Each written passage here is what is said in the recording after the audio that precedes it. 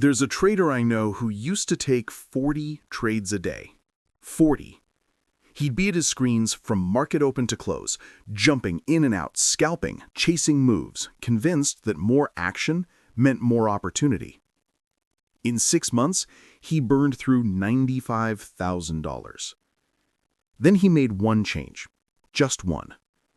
And within a year, he was consistently profitable, taking an average of 3 trades per day. Same markets, same strategy.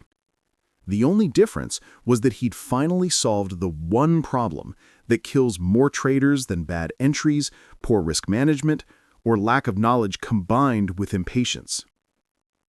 If you've ever caught yourself taking a trade you knew wasn't your setup just because you were bored, if you've ever exited a winner early because holding felt uncomfortable, if you've ever opened your platform with no intention to trade and somehow ended up in 3 positions you can't explain, then you already know impatience is your problem. What you probably don't know is that trying to fix it with discipline, with willpower, with telling yourself to just be patient is why you're still struggling.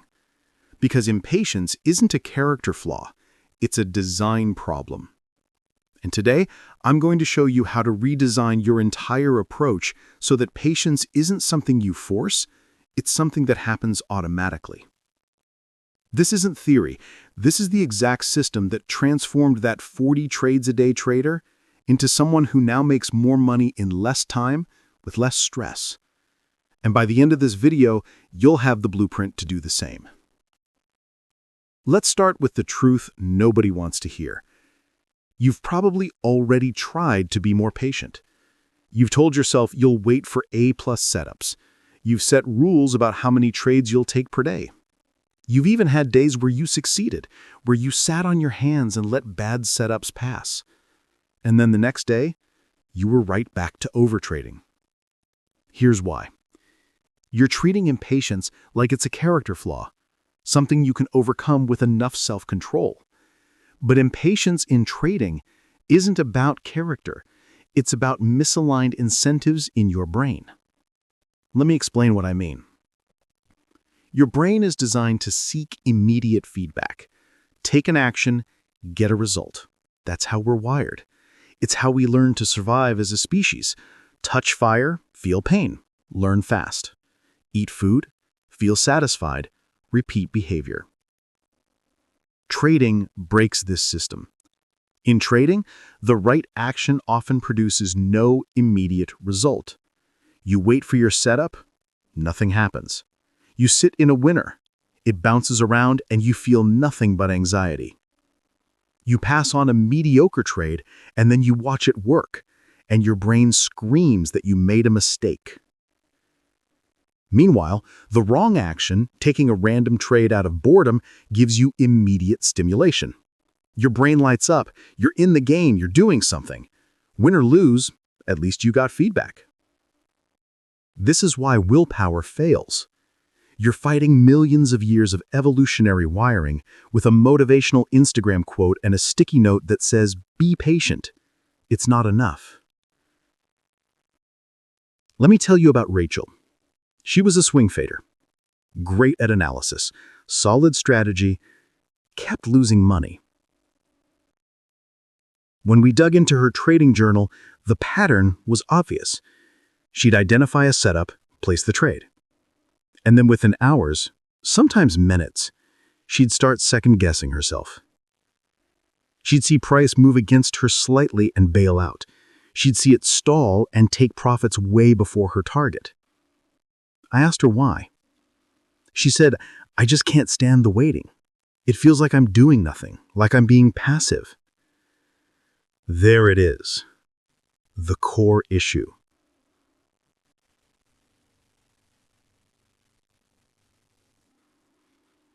Impatience isn't about moving too fast. It's about feeling like waiting is weakness. Like patience means you're not in control, not active, not trading. But here's the reality. The best traders in the world spend most of their time doing nothing. They're waiting. They're watching. They're letting their edge play out over time. And they don't feel weak doing it. They feel powerful because they've reframed what patience actually is. That's the first shift you need to make. Patience is not passive. Patience is predatory. Think about a lion hunting. A lion doesn't chase every gazelle that walks by. It waits. It watches. It identifies the weak one, the isolated one, the one that's off its game. And then, when the moment is perfect, it explodes into action. That's patience. Not sitting around hoping something happens, not being lazy or indecisive. It's calculated waiting. It's choosing not to act now, because acting now would waste energy on a low probability opportunity. When you're sitting at your screen and your setup isn't there, you're not being passive, you're being a predator. You're conserving energy, you're waiting for your edge to appear, and when it does, you strike with full conviction. That reframe alone changes everything.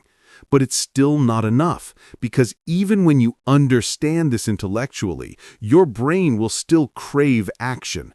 So we need to give it action, just not in the market.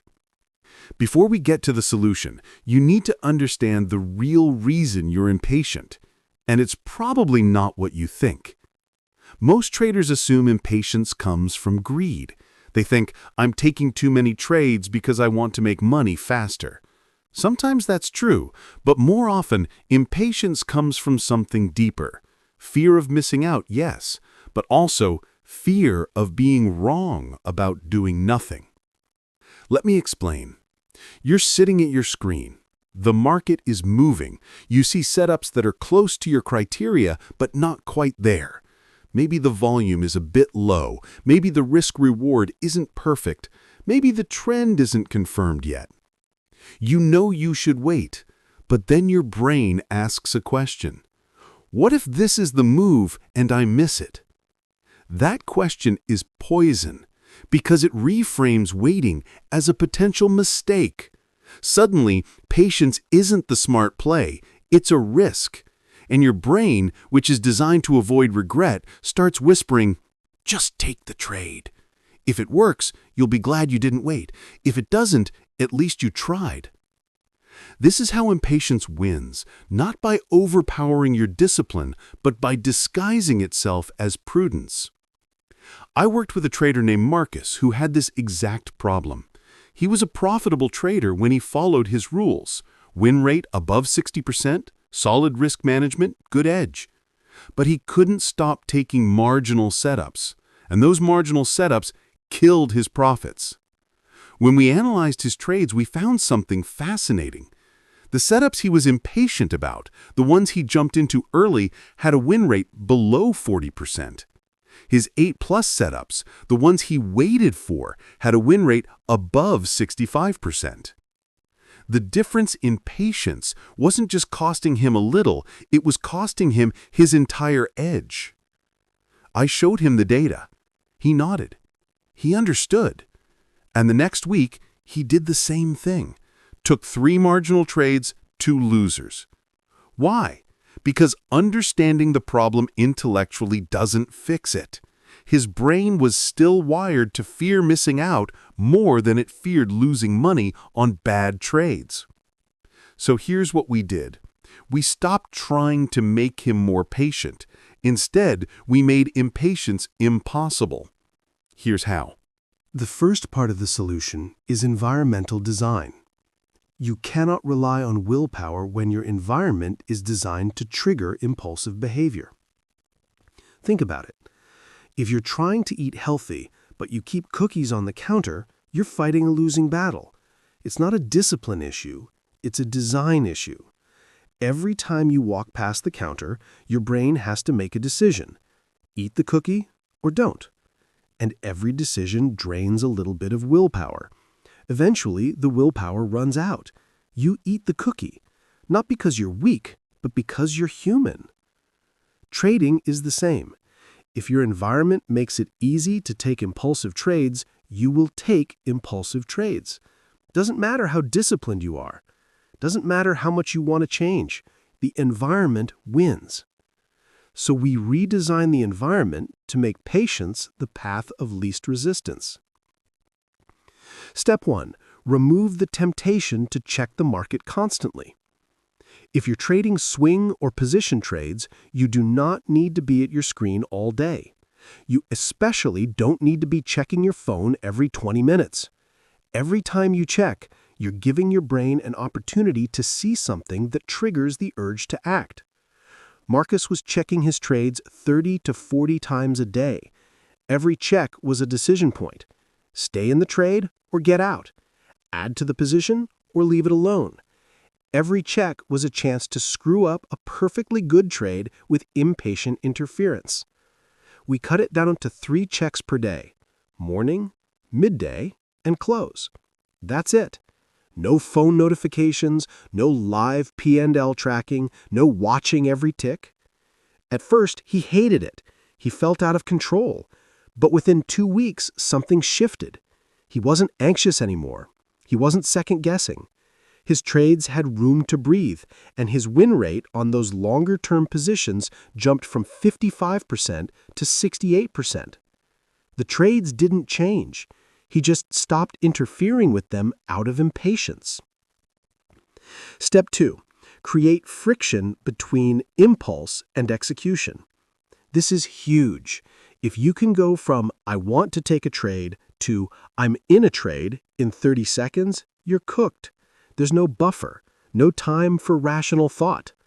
Your impulsive brain makes the decision, and by the time your rational brain catches up, you're already risking money. Here's what you do. Before you're allowed to enter any trade, you must complete a checklist. Not a mental checklist, a physical one, written down or typed out. The checklist should include: does this meet all my entry criteria? List them. What is my exact stop loss? What is my exact target? What is my position size, and does it match my risk rules? What is my plan if the trade goes against me immediately?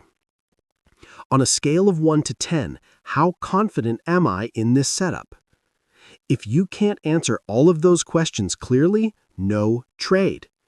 The checklist takes 2 to 3 minutes. That's the friction. That's the buffer between impulse and action. And here's the magic. Most impulsive trades don't survive the checklist, because when you're forced to articulate why you're taking the trade, the lack of edge becomes obvious. You realize you're bored, or chasing, or revenge trading, and the trade dies before it costs you money. Step 3. Schedule your trading. This one sounds simple, but it's incredibly powerful. Most impatient traders trade whenever they feel like it. Markets open, they're watching. They're staying flexible, they tell themselves. What they're actually doing is giving themselves unlimited opportunities to be impulsive. Instead, schedule specific times when you're allowed to trade. For day traders, maybe it's the first hour and the last hour. For swing traders, maybe it's the first 30 minutes after open and a review at close. Outside of those windows, you don't trade. You can watch, you can learn, you can journal, but you cannot enter positions. This removes the constant decision fatigue. You're not fighting the urge to trade all day. You're just waiting for your scheduled time. And when that time comes, you're focused, intentional, and looking for quality, not action. Marcus implemented this immediately. He set 2 windows, 9:30 to 10 a.m. and 3:30 to 4 p.m. That's it. Outside those windows, his platform wasn't even open. First week, he took 7 trades total. All of them met his criteria. 5 winners, 2 losers. Best week he'd had in 6 months. Not because the market was better, because he was only hunting during the times when his setup was most likely to appear. Environment design isn't about building willpower. It's about making the right choice automatic. When patience is the default, impatience becomes the exception, and exceptions are much easier to manage. But environment design alone isn't enough. Because even with all the friction, even with the scheduled times, your brain will still crave action. So the second part of the solution is reframing what action means. Here's the shift. Stop thinking of patience as waiting. Start thinking of it as active preparation. When you're not in a trade, you're not doing nothing. You're hunting. You're gathering information. You're refining your edge. You're reviewing past trades. You're preparing for the next high-probability setup. This is not semantic. This is a fundamental shift in identity. You're not a trader who occasionally waits. You're a hunter who occasionally strikes. Let me tell you about Elena. She was a day trader, highly intelligent, extremely impatient. She'd take 15 to 20 trades a day, most of them mediocre.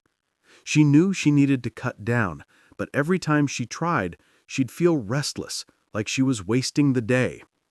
We reframed her role. Instead of being a trader, she became a setup hunter. Her job wasn't to trade. Her job was to find one perfect setup per day. Just one. Once she found it, she could trade it. But until then, she was hunting. And hunting meant watching, analyzing, tracking price action, journaling potential setups that didn't quite meet her criteria. The shift was immediate. She wasn't bored anymore. She was engaged. She had a mission: find the perfect setup. And because she was only allowed one trade, she became ruthless about quality. Within a month, she went from 15 trades a day to 1 or 2. Her win rate went from 52% to 71%. Her profit factor doubled. Same markets, same strategy, completely different results. The psychological reframe made patience feel powerful instead of passive. Here's another reframe that works. Every time you pass on a marginal setup, you didn't miss an opportunity. You avoided a trap. You saved capital. You protected your edge. Most traders don't celebrate non-trades. They only celebrate wins. But passing on a bad trade is just as valuable as winning a good trade. Maybe more valuable, because it's capital you didn't lose. Start tracking this. In your journal, write down every setup you almost took but didn't. Then track what happened. If it would have been a loser, congratulate yourself. You just made money by doing nothing. Over time, this builds a different relationship with patience. It stops feeling like sacrifice and starts feeling like skill. All right, let's bring it all together. Here's the complete system for fixing impatience. Step 1. Reframe patience as predatory waiting. You're not being passive. You're being selective. You're conserving energy for the kill. Write this down. Put it where you can see it. Let it become part of your identity. Step 2. Design your environment for patience. Limit market checks. 3 times a day max if you're swing trading. Once an hour if you're day trading. Remove live P&L. Remove notifications. Make impulsive trading harder than patient trading. Step 3. Implement the pre-trade checklist. No checklist, no trade. Make it frictionful. Make it impossible to impulse trade. This is your circuit breaker. Step 4. Schedule your trading windows. Set specific times when you're allowed to hunt for setups. Outside those times, you're off duty. This removes decision fatigue and focuses your energy. Step 5. Track non-trades. In your journal, record every setup you passed on and why. Then track if it would have worked. Celebrate your discipline when you avoided loser. Step 6. Give yourself a daily trade limit. This is critical. Set a maximum number of trades you're allowed to take per day. For most traders, this should be 1 to 3. Once you hit the limit, you're done.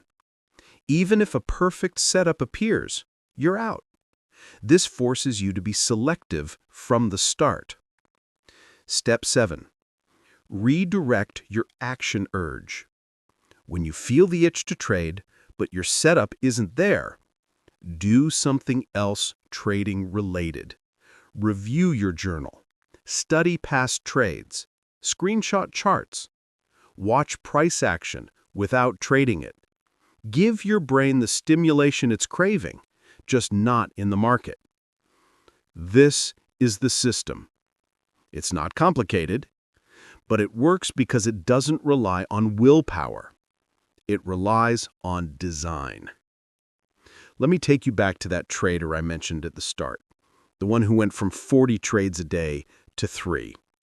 His name is David, and when he first implemented this system, he thought it was overkill. The checklist felt tedious. The scheduled windows felt restrictive. The trade limit felt arbitrary. But he committed.